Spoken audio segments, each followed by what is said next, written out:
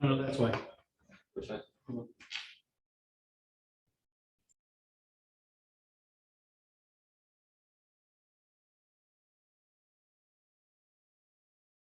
Now, anybody? They were able to hear you afterwards. Or I think they- Okay, then Mike, this. mute yourself on this. No, that's just the volume. That's not gonna do it. So open up Zoom again on your computer.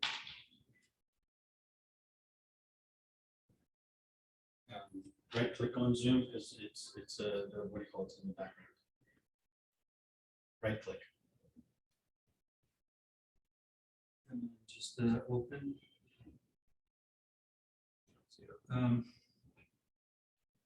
Minimize the screen. All right, guys, we're just trying to.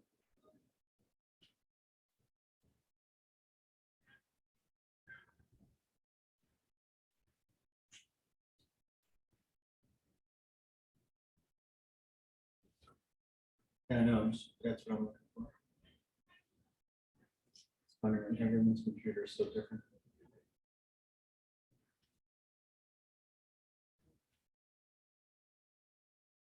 No, you're already muted.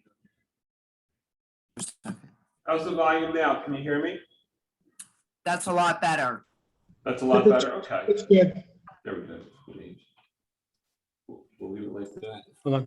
Can How you guys, about now? No, they can't hear you. You have that. can you guys hear us? Yes. Yes. Okay. All right, we're going to bring it back and we'll start. Yeah, do you hear us now with no echo? Yes, we, Yes. All right, great. Good. All right. Don't all answer at once. All right, guys, hold on. We're just about to get back to this and then we're good. All right. All right. Good morning, everyone. Good morning. Okay. Let's see what we have here. First of all, I wanted to thank everybody for taking a moment to jump into the classroom today with us and see if we can learn something that we need to know, or something that's old and needs to be refreshed, or maybe just somebody's not doing something right altogether. So let's see if we can start out with, as I usually do with this contract class. First, I want to thank everyone for coming back to it. And since we're going to try and bring this live in class and via Zoom so we can get as many attendants as possible. So please spread it around with especially associates that have frequent questions. And as you know, I will answer my calls, as Kenny will vouch, whether it's a weekend, whether it's a night, whether it's a morning. I mean, I'm up around 5:30, 6 o'clock, so they usually start around 7. So never feel hesitant to call. Call myself, get Brenda to get a hold of me. If I'm on appointments, I will call somebody back or text them and say, I'll get back to you right away. And we usually take it from there. So never hesitate. Thanks, James. Never hesitate to ask any questions. And James has been great setting us up here so we can bring this class to you live. And that's what we want to do right now. Hey, Jen. So what I usually do is, and the folks at home, they can jump in. I'm going to go around. It's going to be harder because I guess I'll have to get your attention. I usually start out because one thing that's for certain is we never know if it's going to be an experienced agent, somebody who's been in the business 5, 10, 15, 20 years in this class, or somebody that's been in the business for 6 days. So I try and gear it towards everybody, so we can answer each specific question, help you with navigating the contract, and help you try and understand it. And keep in mind, I'm not a licensed attorney, I'm a licensed broker. So I'm a big advocate on hiring attorneys. I like that because obviously we're in a very litigious world right now, and minimizing our exposure is what we want to do. We want to keep the lawsuits to a minimum if we're able to control them. Any questions that we have from anybody that's working on anything current that we could try and jump in and all of us learn by? And I'll let somebody start out at your convenience. No one's having any problems? No one's having any questions, challenges? I know you. Kenny's gonna have one for us. I always have questions. Good morning. Sorry, I'm late. That's okay. Glad you're here. Just want to validate that the rules for temporary of the market are the same that coming soon. I cannot show the house. Can't show the house. Okay. I mean, and when it says temporary off the market, it doesn't say temporarily for me to bring my buyer through. It says temporary off the market for any and all showings, Even if my seller said, I want you to show the even if house." it's your cousin. Okay, I mean, it's very simple, and that's what's caused a lot of problems with this coming soon. And there is talk that the board, I was on a all broker regional meeting a couple weeks ago, and they had the director of Bright, and there's a lot of talk that they may want to address this coming soon because it's a big problem. And because there's agents that just don't know how to do it. There's agents that are manipulating that coming soon. It's like coming soon, so I get my buyer pre-approved and now all of a sudden it's sold. And they don't even know enough to navigate through the contract active, contract under contractor pending, and contract, they just don't even follow any of the rules because now they're already outside the envelope to even start. So I think they're in a panic situation. But keep in mind, everything that we do on Bright is recorded. It's just like going on the DocuSign or going on the dot loop. You're going to see when things were changed. You're going to see days and times, and it's all ink marked. So you're not going to get away with it. And if they really dive deep in it, if you're manipulating those days and times, you're going to find yourself being questioned. And it's hard for us, even me as a broker, I shouldn't say even me, it's hard for me to vouch for anyone that's going to go outside of what the rules and regulations are. It's kind of like speeding. I mean, you're going to get a ticket, you're going to get caught sooner or later. So you just have to pay attention to the rules. Okay, so that means off the market temporary. And that's what I told my seller, I Correct. cannot do it. And he's like, I am giving you permission, you have a contract with me, you have to show the house. And I say to him, I will not show the house. You can call my broker, you can do Well, whatever you want. But you can, you just have to activate it. That's exactly what So I said. that's- I put it in writing. There's always a workaround. Authorize me to put it back in the market, I'll show them. That's correct. And there was a similar situation with another associate that a seller wanted a buyer to come through that was related to somebody. And the answer was no. I mean, it's a hard decision. You either make it, if it's active, it's active. That's not just for my friend or my relative. It's for everybody. It's the open market. Best return on a dollar, is open market, right? So that's why the MLS is created. Otherwise, we'd have a lot of for sale by owners. They don't understand that. So, you can't get a better understanding of that. Can I ask you a question? You may. How long after they put a sign in the yard does it have to be in the MLS? It's 24 hours. I've seen signs where they're not. there. Well, and that's what's going on. I mean, use your listing in Wildwood as an example. The board called me last week, and I had Brenda call you.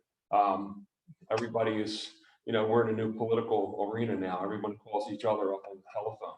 So they called the board to find out why it wasn't in Paragon. You have a right. You don't have to go in Paragon. As I told the MLS down there, I said, I'm a member of, I think, 5 or 6 boards, whichever it is. And there's provisions. You don't have to be in each one of them to have a home on the market.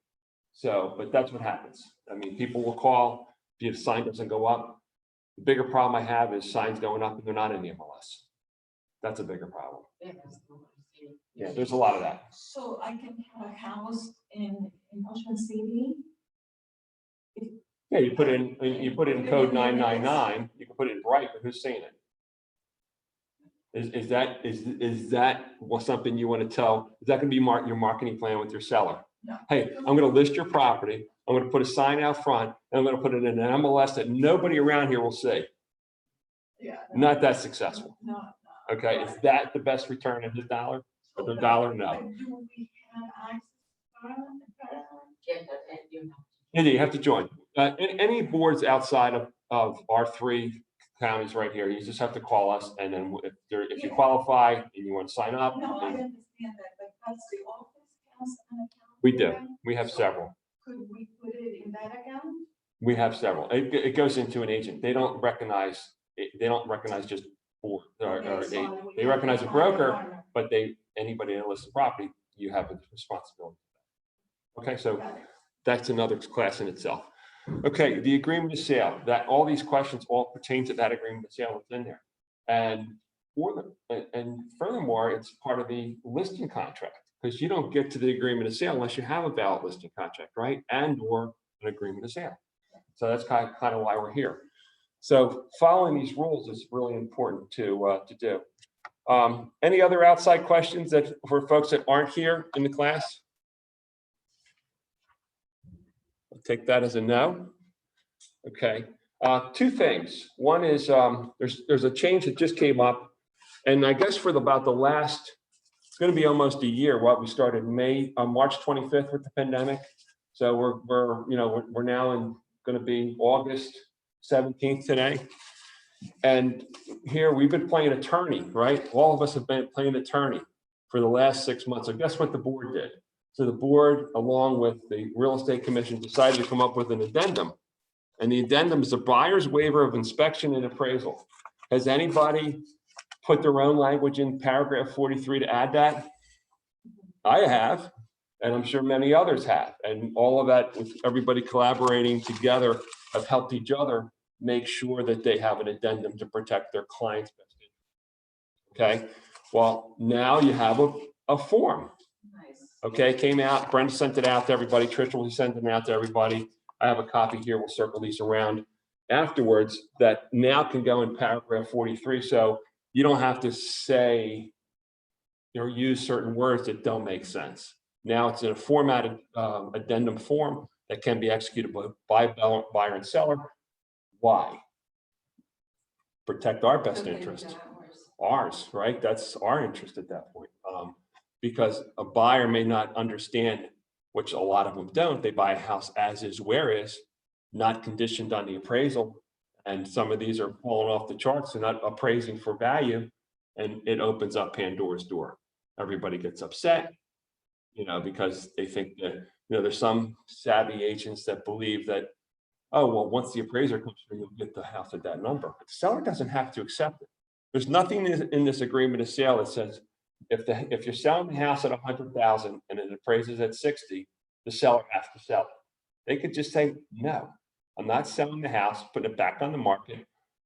You may have accepted an FHA the transaction, and next thing you know, it's going to be cash or conventional. FHA's off the box because we already know it's an FHA appraisal. So a lot of people, agents that are savvy enough, will know to protect their client's interest. But at one point, who's the market? We have to remember who the market is. It's buyers and sellers.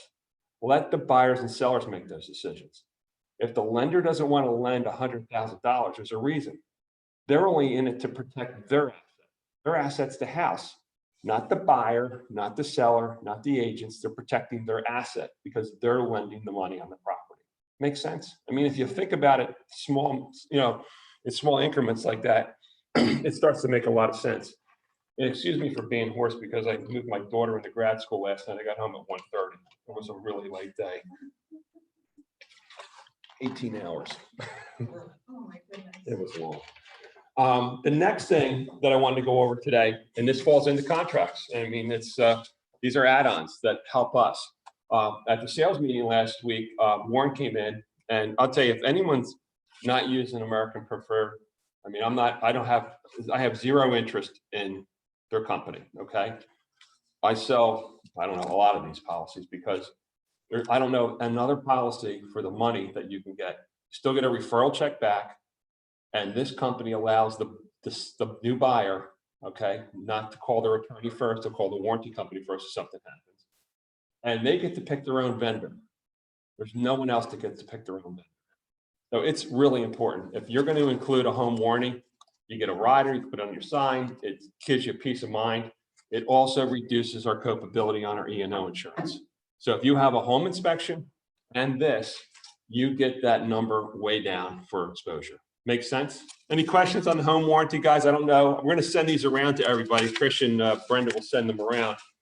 But what's really nice about this is when you go into a listing appointment, okay, and you're at the table, and now all of a sudden you put your insurance hat on, even though we're not licensed to sell insurance.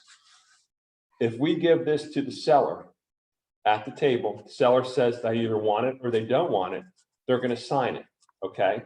Once they sign it, you've already given them the opportunity to buy the insurance and add it onto the contract of sale, or just bring it to the closing.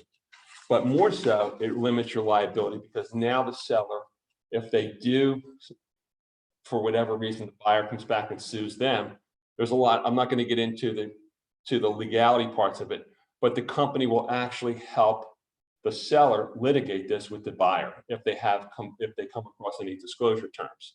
Okay, so there's, it's very, this is something Warren can tell you. I liked it because it limits our liability, and that's what we really want to do. And they can't come back and say, oh, you never gave me that. Yeah, I did. You signed on August 17th. Here's a copy of it. So this should be in your DocuSign or whatever correspondence you're using to keep your files together and to keep in compliance. Any questions on that, guys? I'm going to take that as a no. All right. Agreement of sale. There's one thing, all of us, there's a number of you that send their contracts to me. I will take a look at a contract. I got a couple of frequent flyers, 8 o'clock, 9 o'clock on a Sunday. I'll still look at the contract. If I'm sitting around, that's not a problem. So please feel free to send them over if you have questions. I don't like blank lines, okay? One thing that we have is you can see that the contract is formatted, and you can see once you get into some of this, now excuse some of the typo or the correspondence on here. I don't know if there's names. Yeah, there's names, so forget you saw these names. But James had shared this with us, and just like to see, like, most of these are filled out, okay? Not complete, but see, like, this is a perfect example. 123 Main Street. We should have the tax map, whether it's Eastham Township, Medford Township, whatever township it is. It should be, the county should be in here. Whether you have the block and lot, which always should be in here. Whether there's a qualifier, that's more of a condominium site or anything like that. If there isn't, you could just say none. I would prefer, instead of a blank, I'd like to see none because it doesn't qualify. This right here, obviously this is a $30,000, this is just stuff here, $1,000 deposit. I would put none, okay, a blank line, 180. So these are just numbers being made up, but really what you want to do is make sure that you have all these filled out, okay, all these spaces. I just want to go down to a couple of the hot spots that I'm seeing more issues with. We just did have, for initial deposit, we had Dina at YHT approved. So if you want to have, if you're doing a buyer side transaction and you want to wire the money and have your clients wire the money into YHT, you can contact Dina or your processor and arrange that Dina send them a secured, I'd say that twice, email, so they can set up a wire so they can have the money right there, one-stop shopping, and it's ready to go. Okay? So, and then if you're doing that, if and a lot of people don't understand, like sometimes people will piggyback a deposit. They might put down 5 and they might have another 10,000 coming or something like that. So put the date in there. It tells you what day, if there's going to be additional monies that are going to be set aside for this property to secure it. And you should always have the name of the, whoever's getting this, whether it's Keller Williams, whether it's XYZ Realtor, whether it's an attorney holding it, whether it's a title company holding it. It doesn't really matter who holds the money because no one controls it. If I hold an escrow, it's not our money, it's the client's money. I can't release that money without it generally released by buyer and seller. It's no magic, it's just, and we just have to do that. So it's not any more controlling, like, oh, you're going to control my money.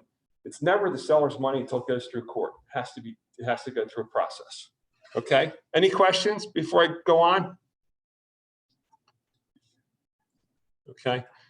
So question for you here, and this is where it starts to get, technical. Like when you see here, you want to put the principal amount, whatever it is, you want to definitely have or cross off the box. I see other, I put none. 30 years if you're going to put that. And I'm not going to go through each one of those, but these are the highlight ones that the Real Estate Commission looks at. Yes. FHA, when it's a first time homebuyer, FHA is an FHA / you have to tell them that? You just have to say FHA because the provisions are set forth in the commitment. It's still an FHA mortgage. Okay.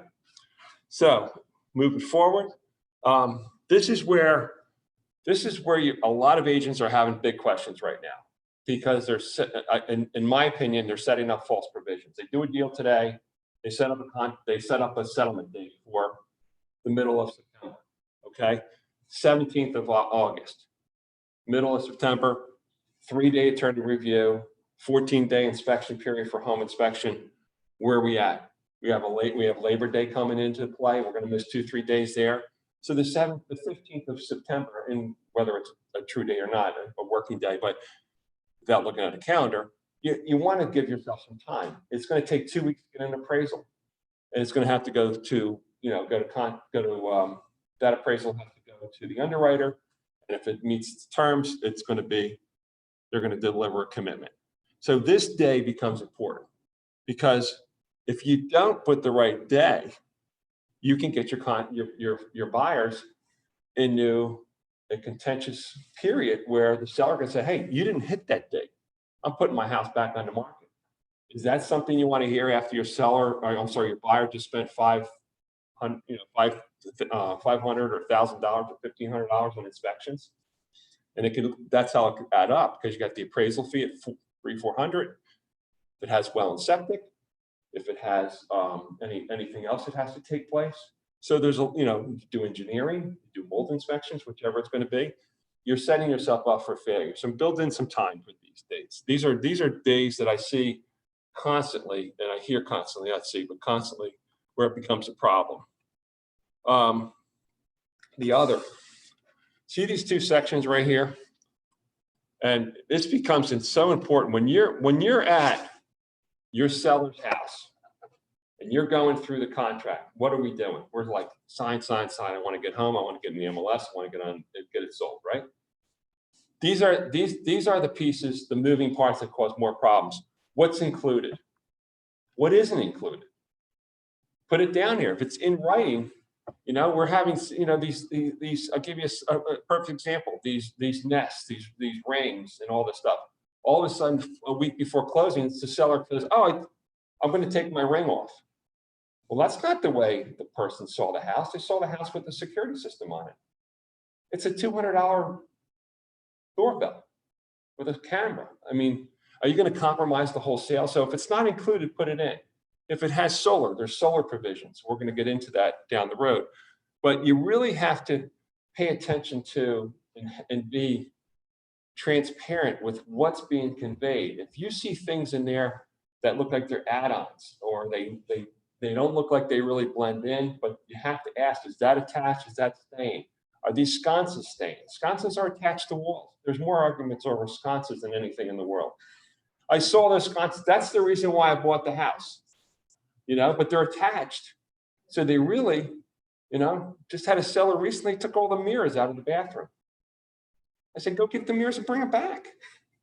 So, what do you have, $100 in mirrors? I mean, honestly, it's $600,000 sale. You're going to compromise it for a couple mirrors, but that's what's happening now. We're starting to see this, this market that's bringing out the best of everybody, and I hear it all day long with some of the discussions I have with agents and my own people. Anyway, so moving forward, any questions so far, guys? Okay, that's a no. Certificate of occupancy. This is a beauty, right? Every township's different. Every township is different. And how do you have to find out? You got to get online. You got to call them. You got to find out what the deal is. We had a discussion, and I'm not going to get into names, but agent was working in a specific area as a seller's agent, but was deferring all the permits for the buyer to do, which is great.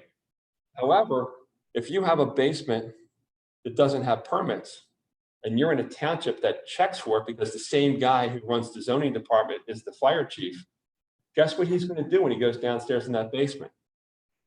So the agent says, oh, it's not my problem. Is it his problem or her problem? Yeah, it is, because guess what? They're not going to get a certificate of occupancy now. So we failed. So that doesn't go to closing, because we know right now that the township in certain areas are going to ask for that. And you have to know where that tolerance is. You got to really ask resource, go on the buzz, Ask other experienced agents around you, hey, what do I have to do with certain townships? And, you know, there's some that are a lot harder to work with than others. Some are very realtor friendly and some aren't. I had a case in Sewell when I was selling a house. My client put a kitchen in the first floor. a I remember. single kitchen, and I had to go to the township and there was no permits. Right. So I had to Dismantle it. charm the inspector saying, what do I have to do? I have a closing date, tell me exactly what I need to do. Listen, And they were really kind, they were with me, they said, we need to send a plumber, an electrician, we'll check the work. And they just came and said what we needed to do to pass all the inspections. And they did. But it took work. but see what you did is you did what most don't, communicate. It's not crumble, go ask a bunch of questions, go belittle.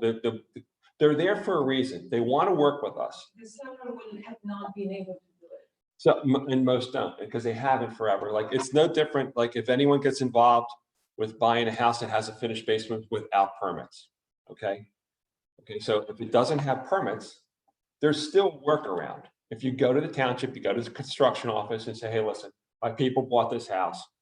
It looks like it was done by a contractor. They didn't pull any permits. The buyer is walking if they don't get permits. They will work with you. You might have to get somebody in there to do some drawings and things like that. So, God bless you. And you know, make sure that it's in compliance. That's all they're making sure is the house is not going to burn down. They want to make sure that they're doing what they can do to protect their taxpayer base, right? That's what they're there for. So work with them. And if you have any issues like that, feel free to call me. I'll give you as much experience as I can give you at that point. But these are important paragraphs. You know, right here, this number 10 is, I don't know if a lot of people really understand what that is, what that means. You really see this if somebody's living in a condo, somebody's living in a municipality where there's any special assessments going on. Say the township's going through some hardships and things like that. Some sellers may be notified that there's going to be a special assessment coming up. And whether they disclose that in the seller's disclosure is another thing. So they actually put it in the contract of sale as well. So you want to make sure that they haven't received a certified letter indicating that they're having any assessments. Okay, and it's you know, you can make sure that you ask that question. It's in the contract. It's in the seller's disclosure. So you should be able to do that. Okay. Just going to stop here for a second. This is a big one right now. You got a seller who's not living in the property. He's got a tenant. Okay. The agent doesn't tell anybody the tenant's occupying the property. Okay. Doesn't disclose that that person's a family member, a friend. They're in the property. You go to closing. This is a big topic right now. It's nationally. You go to closing, you buy the house. This guy doesn't leave, or this girl doesn't leave. What do you have? Who has possession of the property? That's a big problem. Who has possession of the property? A tenant, right? Because that tenant now is a squatter. And guess what you need to do? You still need to make sure that the mortgage is paid. That's under your, I can tell you that from going through a house down in Beach Haven with Sandy. They made it very clear what my obligations were, even though it's just, you know, a disaster. Still have to pay my mortgage, still have to pay my taxes, still have to pay my water, still have to pay my sewer, still have to pay all that stuff as life goes on, right?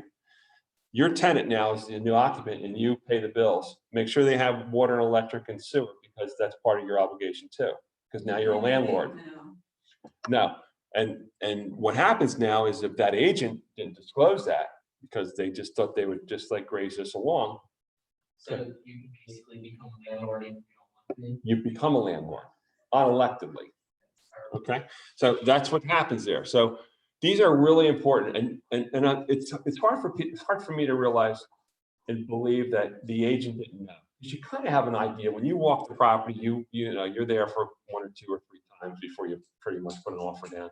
You know you're gonna ask if they're there. Maybe they're not there. You don't know, but you can kind of tell when people are in that situation. I believe. All right, so just be aware. That's all. Okay. Again, you get into that. we're not going to get into this. I want to get into this right here, because this is the fun paragraph. This is where all the meat and potatoes are, okay? Home inspection. We do a contract today. Okay, this is what's gonna, I don't know if everyone's gonna be able to see this. If we do a contract today, today's the 17th, right? We have 8/17. Contracts are signed electronically, they're delivered electronically, they go out today. When does the counting period stop? When everybody signs and everybody gets a copy. Delivered, signed and delivered, right? Executed and delivered. So today's the 17th, so the 18th, 19th, 20th. That's our attorney review, right? Correct. On the 21st, and this is what's really coming up a lot, sellers don't want to show the house. Contract says after 3 days, you can't show the house. So you got to keep an eye on that now. Okay, because you have agents still wanting to, ring the bell still. I mean, even though they have a contract, monies have been delivered, contracts are delivered, the attorney review's been either with attorneys or without attorneys, could be just real driven. But on the 21st, this deal's in contract. Pretty simple. Exceptions, we go from Friday into Tuesday or Wednesday. Obviously, 3 working days, not counting holidays. So you have all those tests, those days in mind. Now, when you do this, okay, this paragraph here gives us the ability to obviously inspect the property. Okay. The board, well, I should say the state made it, we have 14 days. And I've had some agents call me and say, well, they changed to 7. I said, well, did you read the contract?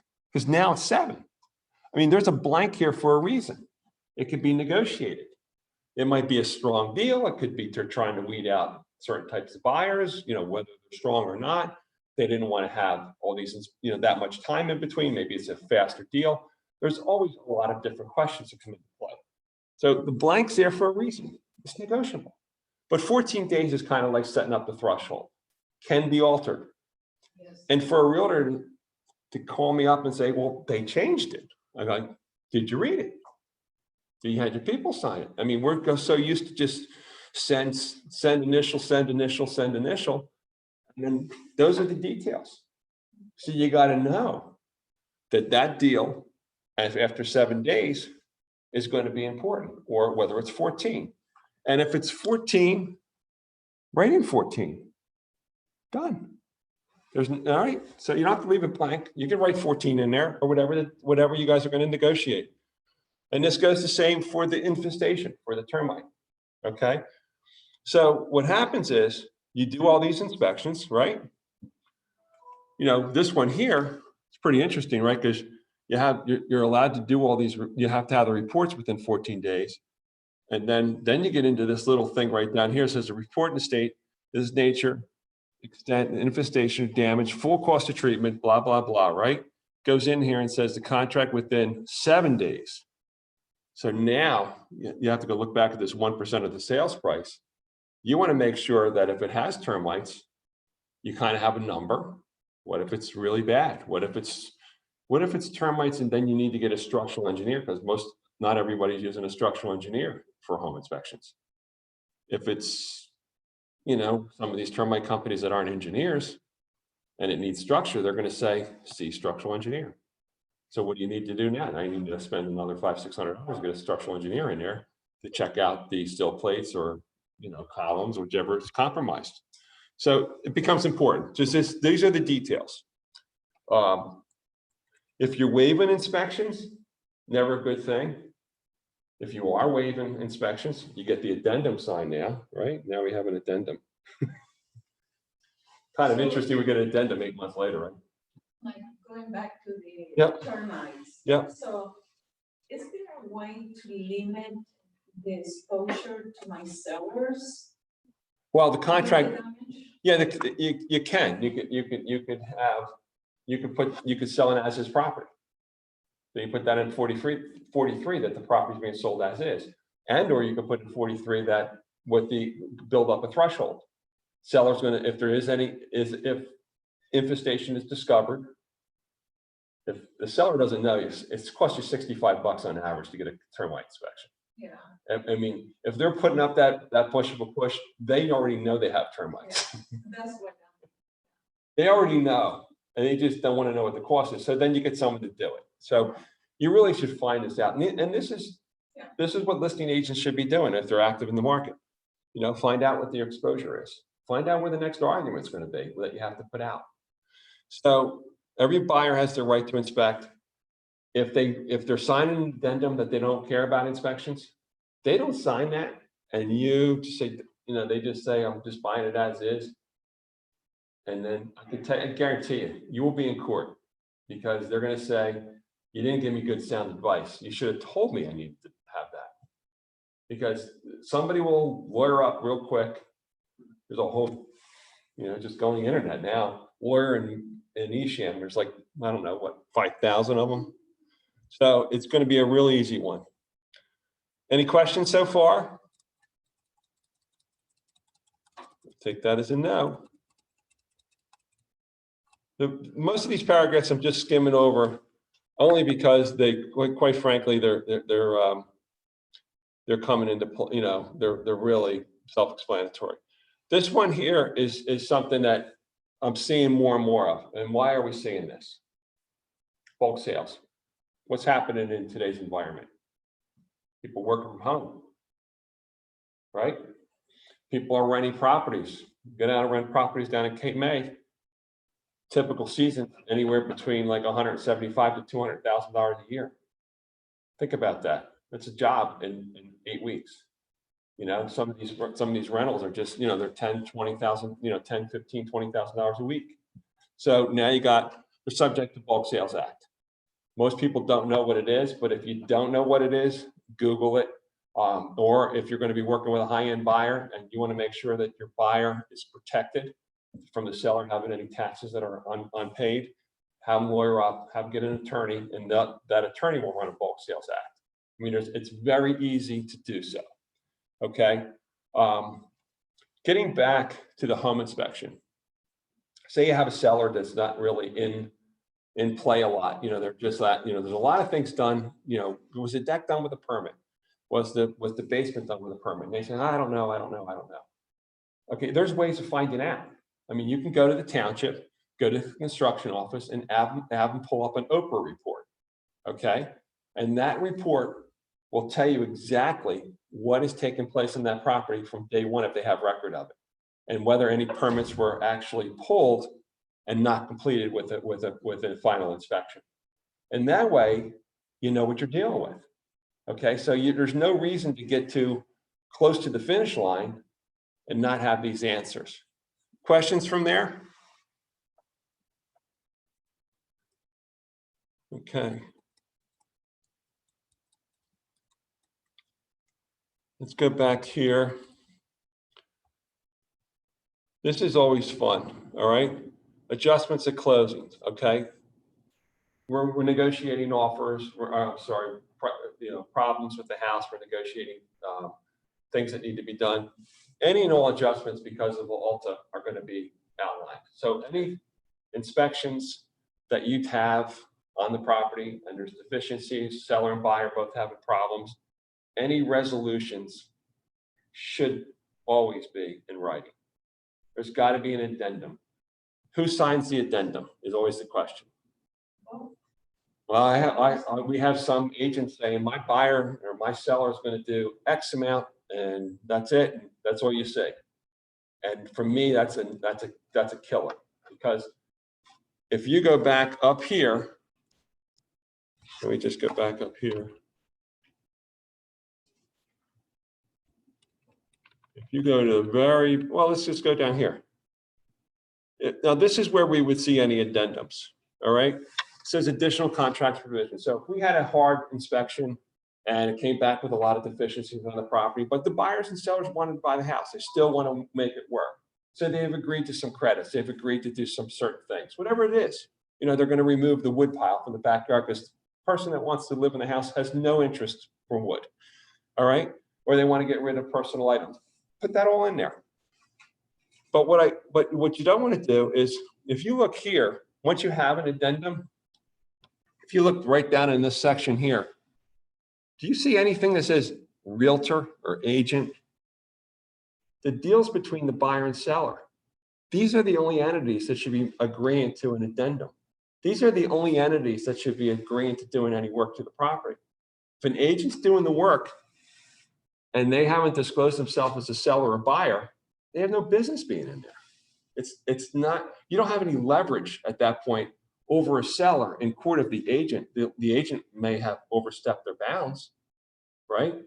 But it's not going to help this deal go to closing because now the buyer said, I wanted this other stuff done, or the seller said, I'm not doing that now. How many sellers have, they start getting down to the finish line, and I'm tired, I don't want to do anymore. Now you have to go back to the agent, you got to go back and say, hey, listen, they don't want to finish the rest of the list. They spent way too much money. They don't mind getting the highest and best price because they had multiple offers, but now they don't want to do what's on the list.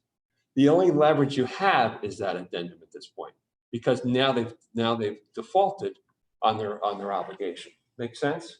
And if it's written by the realtor, they're not there for a reason. They're not selling the house. Usually, it's a great question. Who signs, if you're doing electronic signatures, who's witnessing that? Nobody. You can if you're standing over. I've signed under that thinking, all right, I've seen both the signatures get applied at the last minute. You're not a witness. Yeah, you have to be present. Okay, so I see that a lot. It's not anything bad about it. It's just that you weren't there. It's kind of like New Jersey. You had to be a notary. There was a notary for 20 some years. You had a signature, and you had to be, obviously you had to be present. You had to validate who that person is. You're only notarizing their signature, and then they are who they indicated they were at the time. Now you don't even have to sign it as a notary. You just have to put a stamp on it, which is, it's all good. We just figure it out. But you want the buyer and seller signing these, okay? If the only time you'll be witnessing a contract, and there are exceptions. I mean, there's some people that just don't use the internet. So you go over to their house like we used to, you meet them at the office, we used to, and they sign it and you witness it. That would be the only time. Okay, fair enough. It's a good question though, because a lot of people say, oh, I have to witness it. Otherwise it's not a contract. No, you're not a buyer and seller. I signed it with another realtor, put my name there to sign it, just not. That's okay. Relate the. But you're not a witness. Yeah. You're a participant in the contract. And that's why, you know, when you go up, you know, what you're supposed to have done is you were in the contract. You're right there, whoever the agent was. Yeah. Let me just get to that spot. I'm sorry that I'm jumping around on you guys. But I mean, all the agent's disclosures are here. Who you are, who you work for, and what capacity, whether you're a seller's, buyer's, dual, whichever. You know, the only time you're really, you know, keep in mind you're a dual agent in Keller Williams is if you're working for the same broker. Like here would be, ours would be Esham and Medford, because I'm a broker both offices. If it's a Cherry Hill, it's somebody else. So you're not a dual disposed agent with a Cherry Hill, Morristown, or any of the other KWs in the area. It's only when you're under the same roof of a broker. Okay, and that's all disclosed. So you have all these set forth as disclosures, which are important to know. Okay. This one here, qualified inspectors. What does that mean? The inspectors are going to do the home inspector, termite, radium gas engineers, should be licensed inspector in the state of New Jersey. No more or no less what it says. Has to be just licensed. What's interesting, it's kind of funny because one of the home inspectors that some people were using was out of contract with their insured. It should say licensed and insured, but it doesn't, right? Just licensed and or certified. So they took a video course, they become your inspector, they're your expert. Not a good expert witness if the house has problems. So make sure you deal with people that, you know, they have, you know, ask them, say, you have insurance? You know, you have E&O, because, you know, we have E&O, do they have E&O? Because they're gonna sue them as fast as they sue us. Okay, so, questions? Well, this is you guys don't have any questions unless I can't hear you. Number 42, where you have the check boxes for all the addendums. Yes. Is that new as is included in that? Or That's 43, 43? right. Where you, as is not there, as you can see. This is, Right. yeah. So what you have to do is you have to put down there 43A, as is condition, or add on these others. Okay, so you can, anything you're gonna be adding on, I would put 43A, 43B, etc. Okay, and there's reasons, like I like to, like if I'm doing, you have to figure out if you get into good habits right away, it's not a big deal. Like if I put these down here, like say I put private well, I'll put down here I'll put 43 private well testing attached. So you do both. I do both. I do that as a habit. I mean, because first of all, I'm happy to have the sale and I want to make sure it's right. And then if I put in, then what else is in here, which is important, is survey. Sometimes I'll have a seller provide a survey and I'll put down here 43A, B, or whatever it is. I'll put property survey attached. Okay, now they know it's attached. So, and it becomes important. So say the buyer all of a sudden in the 10th hour brings it over to an attorney. Hey, where are all these attachments? Well, I send them all over to them all at once and try and package everything together so it is together, you know, like as a whole PDF, so they can just see it in one thread instead of going into multiple windows to go look at each one. But if they are attached, you should put them in there. Brenda asked me one thing. What was it? It's not coming to my mind right now. I might have to think about it afterwards and then send an email out. But just make sure you're putting down what is included or not. Homeowners associations, important, all right? There's actually on this clause itself, you should get this information from your seller.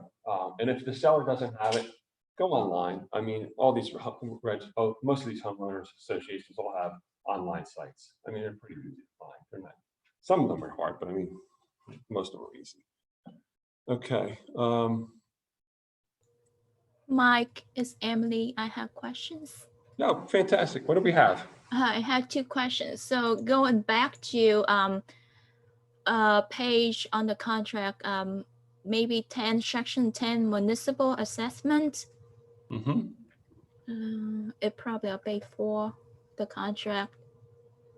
So if the seller have a question like, how do I know if I have been received any like municipal assessment? So does the tax bill of the township can serve as obstruction in there? It will telling you what is the value of the property being assessed for? Would that be yes, that you have been notified based on that only? Well, not every township. I mean, keep in mind, if you're a property tax holder or property holder in New Jersey, every tax assessor is required by law to send you the assessed value and the new tax bill, correct? Yes. Okay, this is a municipality assessment, okay? This is like a special assessment, like if there's anything else happening. Like say the township's gonna build this big park that's gonna be a public domain, but they're gonna have a special assessment for the community. And everyone's going to participate in it on a small level. They have to send legal notice, typically certified mail, to any seller that lives in those areas. Okay. Impacted by that. So if you just receive a tax bill, that does not apply to this one. No. Okay. I just want to verify that. Okay. No, and I'll tell you, I mean, I think that I would love opening those up if my taxes went down, but I don't think they've ever gone down since. No. Yeah, okay. So I just want to verify that. Okay, my last Correct. Yeah, question. you just want to, and where this becomes a big player is say you live in an HOA, okay? And they're going to put a new terracotta roof on, and there's like 30 units. What do you think that roof's going to cost? And that's going to be spread out through the whole community. So you really want to make sure, like say the seller, you know, they had a heads up saying, let's get rid of this house before that special assessment. That's going to be $200-300 a month, you know, times 12, times whichever. They said, let's just sell the house and we won't let anybody know. So that's kind of where those come into play. And keep in mind, those are all public records, so it's gonna be hard for the seller to say, I never received anything. It really is. Would it also apply if they're going to, let's say, do a football field or? Whatever the impact's gonna be on the community. And then, right. they Especially if it's a increase PUD. their taxes because they're going to. Right, they're gonna increase. Anything that's gonna impact the community, they have to notify. That would be a municipal assessment.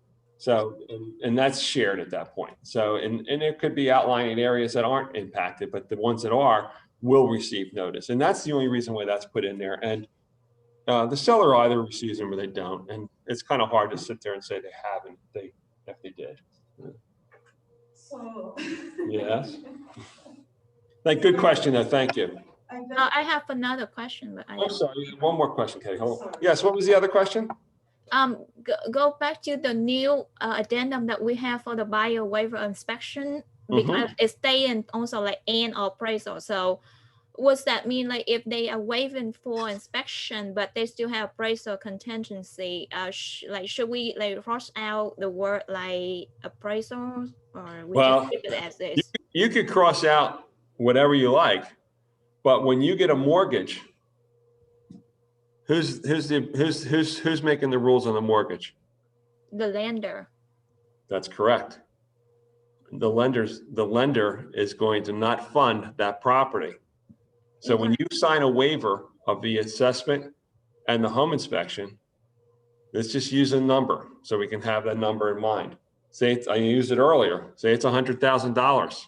Say the property appraises at 75. What's the lender funding?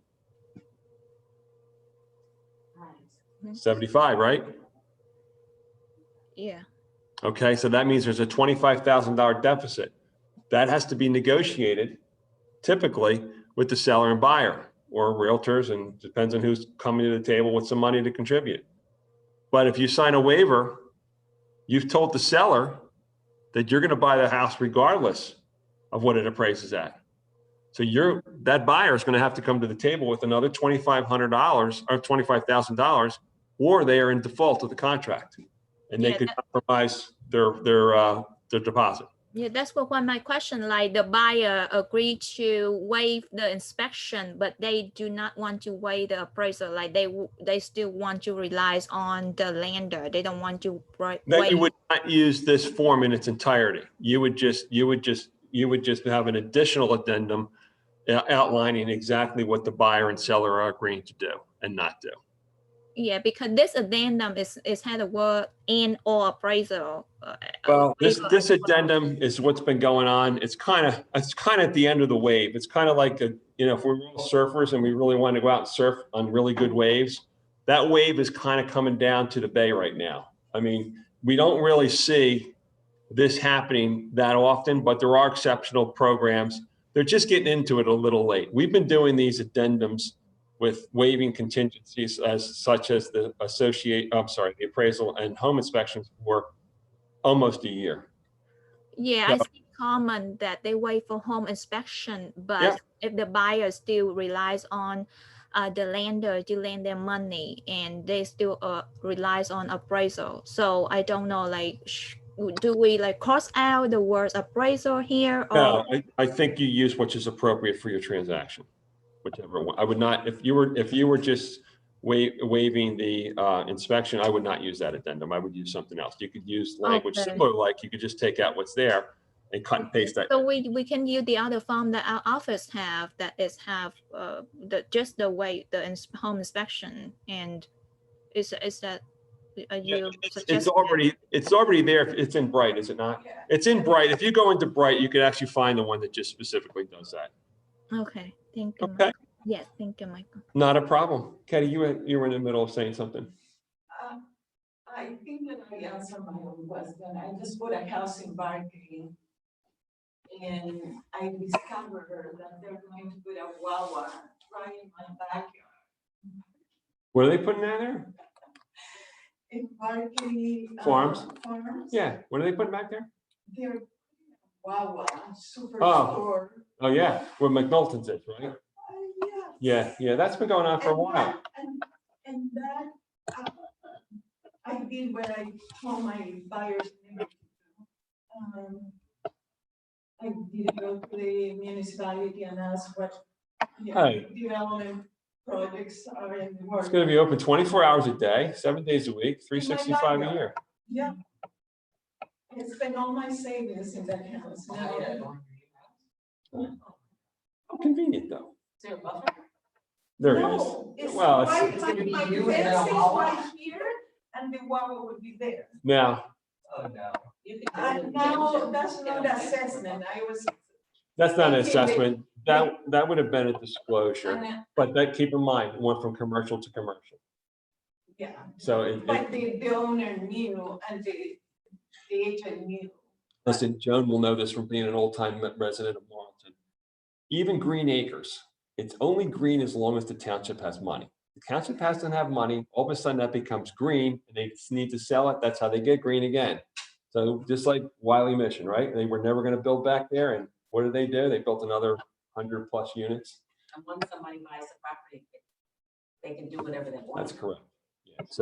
So that's commercial. You just, if you're gonna be doing one thing about all of us, do your due diligence.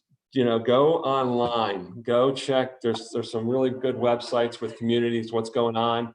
There's some, read those things. The business reports come out on New Jersey News. They're all there. I did not do that. Oh, okay. Now, one other thing, and I'm going to let everyone go. And this is good because this actually came up, and I'm pleased. And if they're on the phone, and I don't know all the folks on the line, when you get an offer, okay, when you get an offer, you have lucky enough to have a good listing, you get an offer, and that property comes over. We'll just use this one here, 123 Main Street. What should you be doing about that buyer? What should you be doing with that offer? You got an offer, it's non-contingent upon the sale of 123 Main Street in Marlton, and you want to present it to your sellers. I called the lender first. Okay, good. That's you want to pre-qualify and make sure they're pre-qualified, right? And any other suggestions from anybody at home? What should you be doing if you're lucky enough to have an offer on a listing that you have, and this offer comes in, the agent, you call the agent up, say, hey, listen, it looks like it's non-contingent. This is fantastic. Got a pre-approval attached. Everything's ready to roll. What should you be doing as a listing agent? I've said this before, and I think you're going Calling your lender? You can call a lender. Yeah, you got a pre-qual. You're good to go. It's saying they're saying it's subject to nothing to sell. However, I'm sorry. What was that? I would do two things. The first thing is I might be go on Prime MLS and look up the property address of the buyer, or I can also write on the section 43. And why are you doing that? Because you're saying music to my ears, because that's exactly what every agent should be doing. Why she's saying you should go on to Bright, you should investigate the buyer's house. And because why are you doing that? You're validating what the agent's telling you, okay? The agent told you nothing has to be sold, okay? So now you're going, you've taken your house, you're going into this deal, and now the agent says, oh, I made a mistake. They have to sell their house. It's conditioned on the mortgage because the mortgage company just did a pre-qual. They didn't dive into his finances or their finances. But that's why I called the lender, because I have clients. But they haven't done that yet. buy a house. But this is, and who said that? Was that Raj? Emily, that's exactly what you want to do. You want to go on Bright. If you have a property, Mr. and Mrs. Smith, 123 Main Street, and say, hey, you call the agent back and say, hey, listen, that property is not on the market, or it's not on the market, it's not sold. Do they have to sell that house? And you're going to sit there and they're going to say, well, it's not conditioned on the mortgage. That's great. And now what are you going to do to protect your seller? You're going to go down to paragraph 43 again, and this will be how I'm going to close out today. You're going to go to paragraph 43 because you did your homework as a good listing agent to find out that A, they might need to sell the house, but if they don't, that's great. Because unfortunately, the buyer's agent told our agent that, hey, we're good to go. Now he's saying, I may have misunderstood the buyer. So if I'm doing the contract, I'm doing this work ahead of time, and this is your to-go, Katie, right? Yeah. The sale is non-contingent upon the sale or exchange of any real estate property. The sale is not conditioned on the sale or exchange of any real estate. What does that do to your seller? Protects them. Yeah. Now, buyer's in default because they're going to sit there and obviously they're going to say, well, I told my agent. The agent said, I misunderstood you. Doesn't matter whose fault it is, because guess what? If the property's going to closing, no one's going to closing right now because the property wasn't sold at the time. Yes. If your client was looking to buy a like beach house, you have to put down that, like that. If they need the proceeds, if you're buying a beach house, keep in mind, most beach resorts are 10% down. That's cash money. That's not borrowed. Most are 10% down. And then, the rest is all in the contract. So So you put it in all your.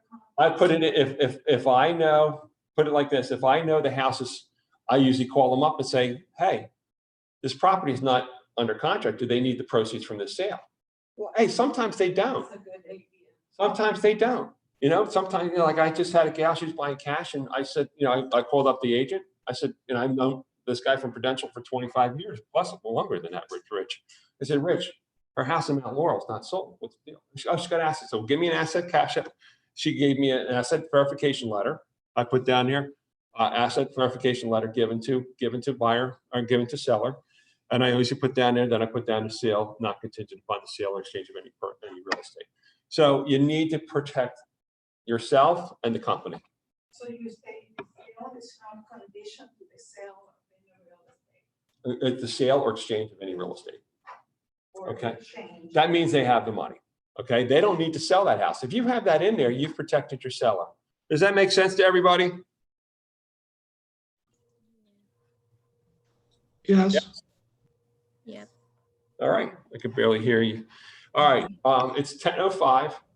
I have a question. When you have multiple bids and they're sending a contract. That's what it was. That's what it was. Thank you. Multiple bids, And they're sending you contracts and they're like. but that's okay. Now, if you're a listing agent, you got to really, you got to start a file. You got to park them in there and label each one buyer 1, buyer 2, buyer 3. Don't get into names because, yeah, however you're going to do it, however you're going to label yourself so you can get that information to your seller. Best form of communication with a multiple bid situation with a seller is you could put them all together, buyer 1. You could do an Excel sheet. It depends on how, what your way of communicating is, or you just meet with them, go to their house, and go over each one, because it's not the price all the time, guys. It's the terms. The terms are everything, and people get so focused on the price. It's the terms, So, but making sure, and this is where I wanted to do, John, because it's a good question. When you get your multiple bids and you go over them with your seller and you choose that seller, I said this in the meeting, I just want to say it again here in this contract class. Use the provision in Bright. There's an agent remark section, okay? Use that section because if you're lucky enough, we're not seeing it as much right now. We're not seeing 5 and 10 and 30 offers and 40 offers. So I haven't heard of any properties in the last 2 or 3 months that have had that kind of, jump on offers. Use the provision and say seller has agreed to make a final decision on such and such date, such and such time. All offers shall be in the form of an agreement to sale, or all offers should be in the form of just a listing, or I'm sorry, just an offer to purchase. So use that provision. Use Bright. It's there. Even the guy from Bright, the director, said agents aren't using the tools that are right there. That's in our toolbox. You don't have to call each one. And we will notify the buyer by such and such time. So if you have a date, say all offers are due on the 17th, seller's going to make a decision by 5 o'clock on the 18th. We will call you with the acceptance. Okay? Does that answer your question? He sent you in the contract and people signed it. They always do. See, depending on where we've been. To use that. You don't. You can use that. I mean, it's halfway done, but if it's signed, I would use it. I'd put it in and just highlight it. Keep in mind, the board for over 2 years right now is trying to get us to go to contract instead of offer to purchase. Okay, it's kind of the market kind of got crazy for a while, kind of cooled that off, right? So now we're going to get more, and I think in a traditional mindset where it's a traditional market. So you are going to have agents that are accustomed to doing. Put it like this, I've said this before in contract class. If there's multiple bids and there's 3 of them or 2 of them that are in an offer to purchase form, and I send you one as a contract form that's all done and it's done right. It's done. I went and looked at their names. I went and looked at made sure they're taxed, made sure they're lot and blocks. I filled out everything as I would see it on the public records. I've done it right.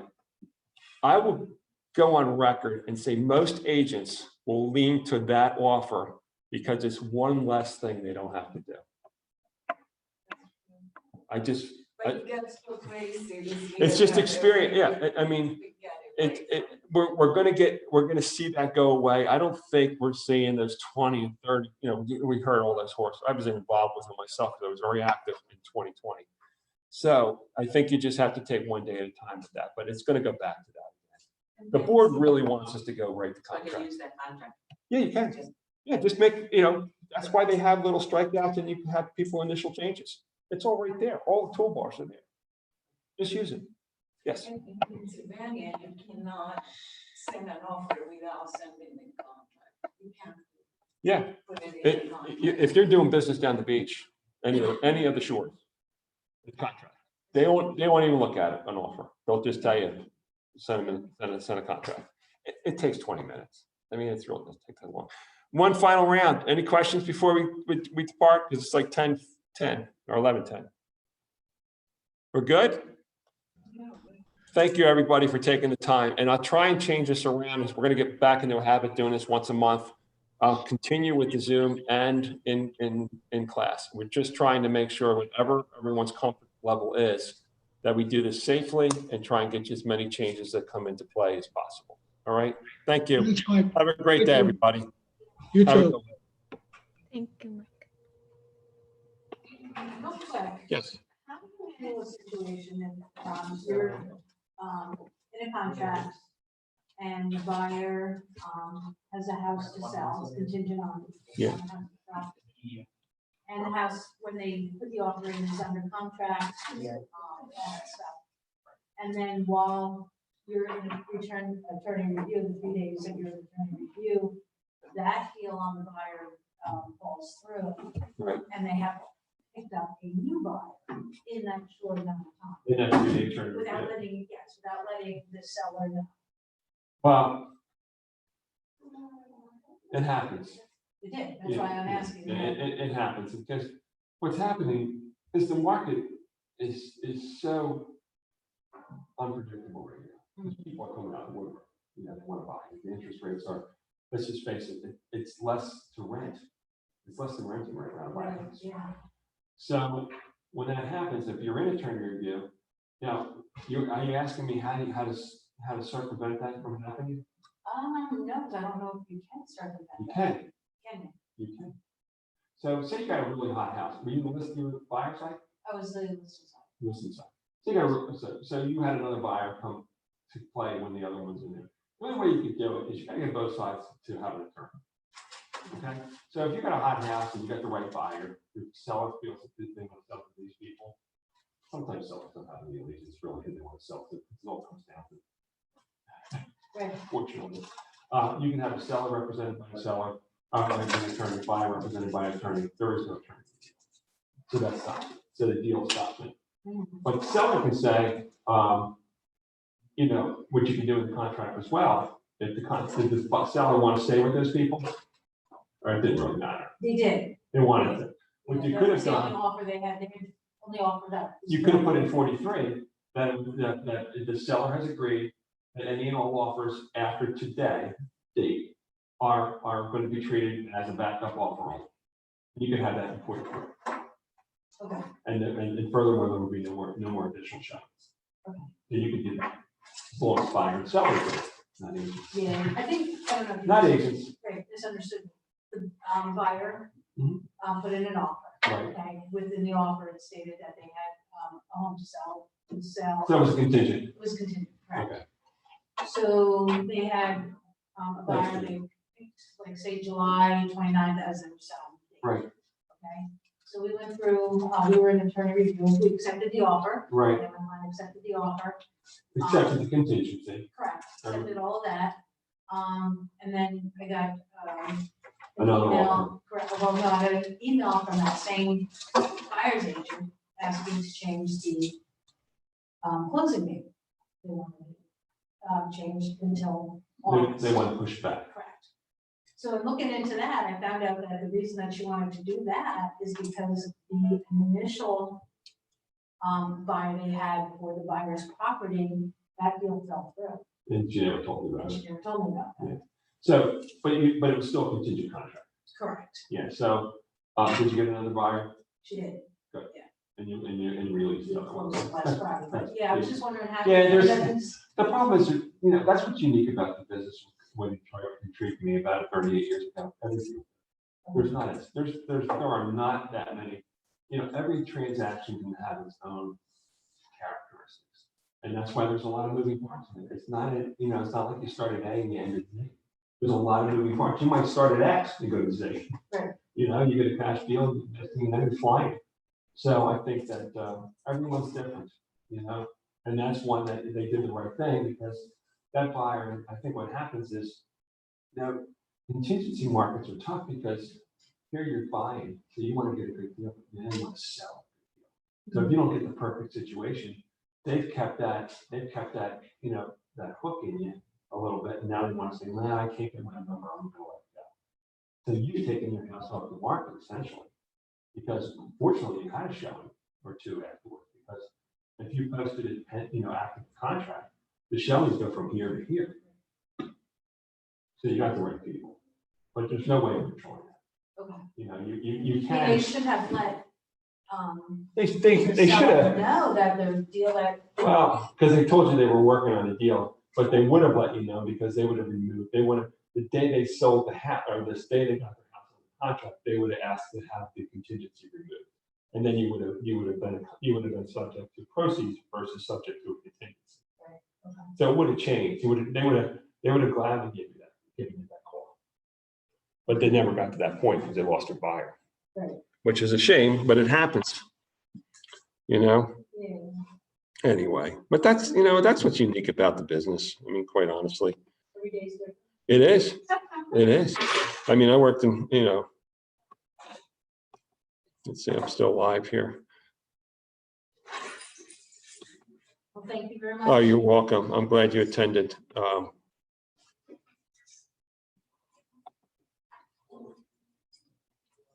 Have a great day. Thanks, Mike. I'll see you later. Take care now.